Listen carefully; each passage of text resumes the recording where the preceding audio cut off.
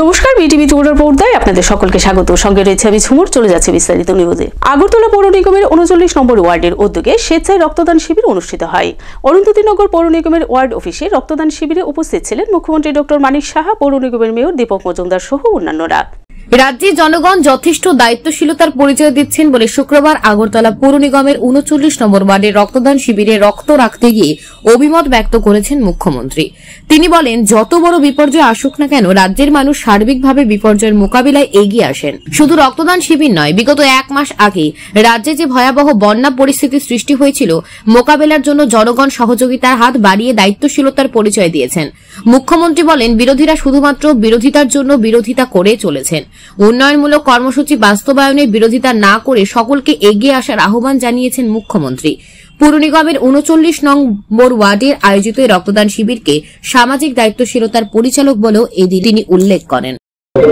প্রাক্তন মুখ্যমন্ত্রী মানিক সরকার মহোদয় বাজারে গেছেন, গিয়ে ব্যবসায়ীদের উত্তরণমূলক আলোচনা করে বলছেন যে তাদেরকে কেন জায়গা দেওয়া না। ওনার কথা ছিলেন 25 বছর তো উনি ছিলেন, আমার মুখ্যমন্ত্রীর সঙ্গে আমার কথা উনি বলেছেন যে মানিক সরকার মুখ্যমন্ত্রী তিনি নিজেই বলেছেন যে তিনি বাজারের এই অবৈধ ফ্ল্যাটগুলি ভাঙতে হবে, সেখানে ম্যানেজার কারবার হয়, মদের আস্থায় আক্রায়টা এবং সমাজপন্থী কাজ এই বাজারগুলিতে করতো সিপিএমের সময়।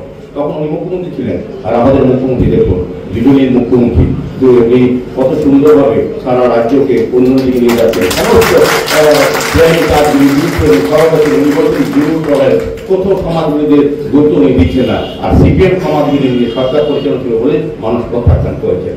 আগামী দিনও তাদেরকে মানুষ প্রত্যাখ্যান করবেন আমার বিশ্বাস আছে। আমি আজকের এই মহতী অনুষ্ঠানে বলবো, রক্তদান উৎসবে যারা এগিয়েছেন তাদের ধন্যবাদ জানাই। কারণ আমরা জানি রক্তের কোনো বিকল্প নাই। আজকে জাতীয় বিজ্ঞান দিবস, বিজ্ঞানে আমাদের ভারতীয়রা মঙ্গল গ্রহে, চন্দ্র গ্রহে, সারা পৃথিবীর মানুষ সব জায়গায় গেছে, কিন্তু রক্তের কোনো বিকল্প তৈরি করতে পারেনি। রক্তের বিকল্প হচ্ছে আজকে যারা রক্ত দিচ্ছেন তাদের মানবিকতা, যারা আজকে রক্ত দিচ্ছেন তাদের বলবো তাদের জীবনের শ্রেষ্ঠ কর্ম, শ্রেষ্ঠ মানব ধর্ম তারা পালন করছে।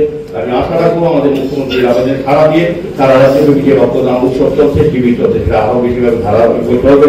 সমস্ত জায়গায় রাস্তাঘাট থেকে এখানে বলা হয়েছে, আগে যদি এত সুন্দর ড্রেন হতো, এত সুন্দর রাস্তা হতো, তাহলে তো আমাদের কাজটা অন্য কাজে, এই যে টাকাটা এখানে খরচ হচ্ছে, তাহলে তো আমরা অন্য কাজে আজকে 13,000 কোটি টাকার ঋণ ওনারা রেখে গেছেন, সেগুলোরও ঋণ আমরা এখনো দিয়ে যাচ্ছি। এখন এদের ইন্টারেস্ট শুদ্ধ।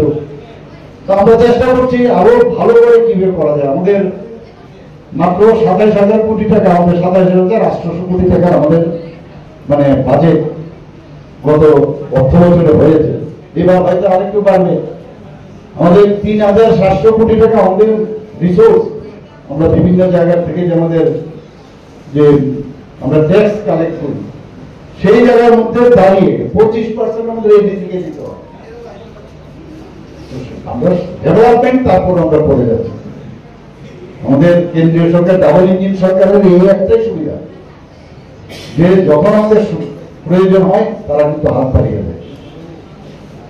আজকে এখানে রক্তদান শিবিরে আমি অলক বাবুকে ধন্যবাদ দেব যে প্রায়শ ওনার এখানে যে ধরনের প্রোগ্রাম হয়, মানুষের জন্য যে কাজ করে, প্রায় 60 জনের মতো আজকে রক্তদান করবেন বলছিলেন।